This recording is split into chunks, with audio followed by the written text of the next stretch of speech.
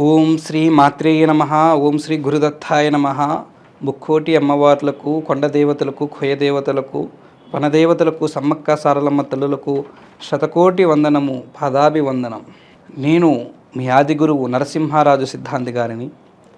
ఈరోజు నాడు శ్రీ క్రోధినామ సంవత్సరం డిసెంబర్ నెలలో ధనస్సు రాశి వారికి రాశిఫలములు ఏ విధంగా ఉన్నాయి, వీరికి జరిగే మంచి ఏమిటి, చెడు ఏమిటి, వీరికి అద్భుతంగా ఉందా, మిశ్రమంగా ఉందా, వీరికి వ్యాపార, విద్య, ఆరోగ్య, వివాహ, సంతాన, భార్యాభర్తల రంగాలు, మిగతా విషయాలన్నీ కూడా తెలియజేసే పని చేస్తాము. అదేవిధంగా వీరు పాటించాల్సిన దైవ సంకల్ప పూజ ఏంటో కూడా ఈ వీడియో ద్వారాగా మీకు తెలియజేస్తాము. ముఖ్యంగా ఈ రాశి వారికి ధన ఆదాయం అనేది చాలా తక్కువగా ఉంది. వృత్తి వ్యాపారములలో అనుకూలత అనేది లేదు. వ్యాపారం చేసేవారికి, వ్యాపార రంగంలో ఉన్నవారికి, మిగిలిన ఏ వృత్తిపరంగా ఉన్నవారికైనా ధన ఆదాయం అనేది చాలా తక్కువగా ఉంది. రూపాయి కూడా సంపాదించలేని మార్గంగా వస్తుంటుంది. ఉన్నది తినడం తప్ప కొత్తగా సంపాదించుకొని దాంతో జీవనం చేసుకునే మార్గం అనేది ఈ రాశి వారికి లేదు. అదేవిధంగా ఈ రాశి వారికి మితిమించిన ఖర్చులు అనేవి పెరిగే మార్గం ఉంది. ఆ విధంగా ధనం గురించి చాలా వరకు బాధపడుతూ ఉంటారు. ఆర్థిక సమస్యలు, ఫైనాన్షియల్ ఇబ్బందులు ఎన్నో ఈ సమస్యలు ఈ రాశివారు, ధనస్సు రాశివారు బాధపడుతూ ఉంటారు. ఫైనాన్షియల్గానే కాకుండా వీరికి ముఖ్యంగా ఈ రాశి వారికి కొంతమంది వీరి చుట్టూ తిరిగే వ్యక్తుల వలనో, వీరి చుట్టూ రిలేటివ్స్ వలనో, ఫ్రెండ్స్ వలనో, స్నేహితుల వలనో, బంధువుల వలనో వీరికి కొన్ని జరగకూడని సమస్యలు, పడరాని బాధలు వీరికి కొన్ని జరుగుతూ ఉంటాయి. అది ముఖ్యంగా ఆర్థిక పరంగా ఆ బంధువర్గాల ద్వారా కూడా ఆర్థిక పరంగా దెబ్బపడుతూ ఉంటుంది. వీరు ఈ నెలలో కొన్ని సమస్యలు అయితే కోలుకోలేని సమస్యలు కూడా బాధపడుతూ ఉంటారు. బయటకు రాలేము, ఇక మా జీవితం ఇంతే అనుకునే అంత ఆలోచనలు, బాధలు కూడా ఈ రాశి వారికి కలిగే మార్గం కనబడుతుంది. అదేవిధంగా ఈ రాశి వారికి, రాశిలో ఉన్నవారికి జరిగే మంచి ఏదైనా ఉందంటే అది కేవలము ఉద్యోగస్తులకు. ఉద్యోగ ప్రయత్నాలు చేసే వరకు, ఉద్యోగ ప్రయత్నాల గురించి ప్రయత్నం చేసి ఎంతో కాలం నుంచి ఉద్యోగం రాక బాధపడుతున్న వారికి, ఈ రాశి వారికి ఆ ఉద్యోగం అనేది వీరికి అవకాశం అనేది సంకల్పించి ఆ దైవ సంకల్పముతో వీరు ఉద్యోగం అనేది కూడా చేస్తుంటారు. ఆ ఉద్యోగస్తుల గురించి ప్రయత్నాలు చేసేవారికి ఈ రాశి వారికి ఎంతో అనుకూలంగా ఉంది. అదేవిధంగా మళ్ళీ భార్యాభర్తల విషయం గురించి చూసినట్లయితే దాంపత్య విషయంలో భార్యాభర్తలకు ఈ రాశి వారికి అన్యోన్యత అనేది చాలా వరకు మిశ్రమంగా ఉంది. అంటే అంత అన్యోన్యత లేదు, అంత గొడవలు పడి చికాకులు పెట్టే అంత సమస్య లేదు. ఏదో మీడియంగా, నార్మల్గా ఈ లైఫ్ అనేది వెళ్తూ ఉంటుంది. అంతగా బాధపడే మార్గం ఈ రాశి వారికి పెద్దగా లేదు. ఈ రాశి వారికి ముందుగా వాళ్ళకి సంబంధించిన కుటుంబ సభ్యులలో పై స్థాయి ఉన్నవారికి, అంటే వాళ్ళ తల్లిదండ్రుల నుంచి కానీ, ఒక ఆడబిడ్డకైతే వాళ్ళ అత్తమామల నుంచి కానీ వీరికి కొన్ని పడరాని మాటలు, కొన్ని తిట్టులు, కొన్ని వాళ్ళ నుంచి పడే వాళ్ళ కోపాన్ని కూడా వీళ్ళు చూసినట్లు అవుతారు. వీళ్ళు చేసే చిన్నపాటి తప్పుల వలన వాళ్ళ ఆగ్రహాన్ని కూడా చూసి వీళ్ళ మనసు నొచ్చుకొని కొంత బాధ కూడా పడే మార్గం కూడా ఉంది.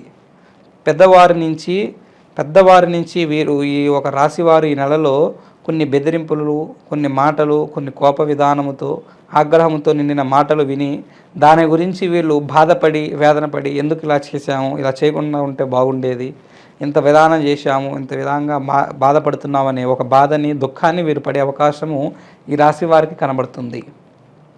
అదేవిధంగా ఈ రాశి వారికి ప్రేమించుకున్న విధానం కలిగిన వారికి కొంత మధ్య వ్యక్తుల వలన కొన్ని చికాకులు, సమస్యలు పెరిగే అవకాశం ఉంది. ప్రేమించుకున్న వారి జీవితం అనేది కొంత ఇబ్బందులు, సమస్యగానే ఉంది. తర్వాత ఈ రాశిలో ఉన్న ప్రతి ఒక్క వ్యక్తికి కూడా ఈ రాశి వారికి ఈ నెలలో మనశ్శాంతి అనేది ఉండదు. ముఖ్యంగా ఏం చేసినా, ఏ పని చేసినా కూడా మనసు ప్రశాంతంగా చేయలేరు, ధ్యానముతో చేయలేరు, ఆనందంగా ఉండలేరు, సంతోషం అనేది తక్కువగా ఉంటుంది. చాలా వరకు బాధ, దుఃఖం అనేది కనపడుతూ ఉంటుంది. ఏ విషయాలలోనైనా కొంత సమస్యలతో, దుఃఖంతో పడి అన్యోన్యత విధానాన్ని, దాంపత్య జీవితం విధానంలో కానీ, వ్యాపార మార్గంలో కానీ, మిగిలిన ఏ విషయాలలో కానీ కొన్ని సమస్యలతో మనశ్శాంతి అనేది కోల్పోతారు. ఇదే విధంగా ఈ రాశి వారికి ఈ విధంగా ఈ రాశి సంచారము ఈ నెల ఈ రాశి ఫలము ఈ విధంగా సంచరిస్తుంది.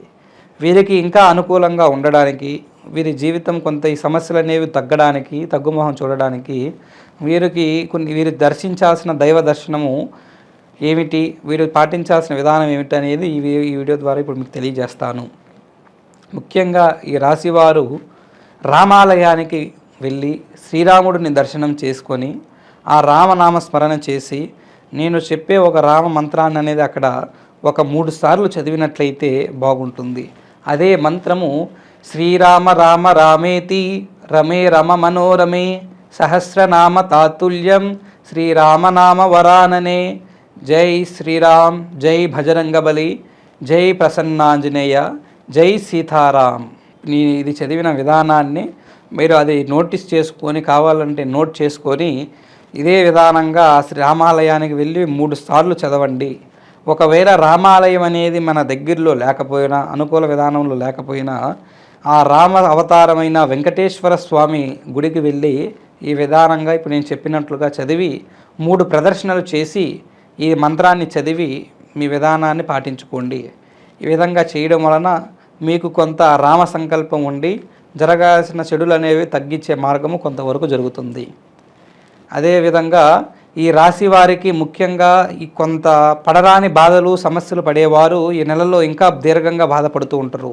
అందువలన వారి గురించి ఈ రాశి వారు పడే బాధల గురించి, ఆ సమస్యల గురించి మేము దాని గురించి దీర్ఘముగా పరిశీలన చేయడం గురించి చేయాలనుకుంటే మీ సమస్యలను మా ద్వారాగా అది ఎందువల్ల జరుగుతుంది, ఏ కారణం వల్ల జరుగుతుందని పరిశీలన చేయించుకోవాలని ఆలోచన ఉంటే మా నెంబర్కు ఫోన్ చేసి మమ్మల్ని కాంటాక్ట్ అవ్వండి.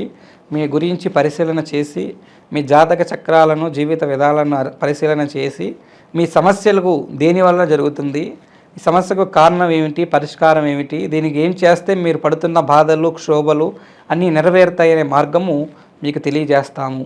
అది వివాహమైన, ప్రేమ అయినా, దాంపత్య జీవితమైనా, వ్యాపారమైన, ఆరోగ్యమైన ఏ విషయాలైనా కూడా అన్ని విషయాలలో మనం సమస్యలకు పరిష్కారం చేసే మార్గము తెలియజేస్తాము. ఓం శ్రీ గురుభ్యోదయ నమః. శుభం శుభం శుభయామి.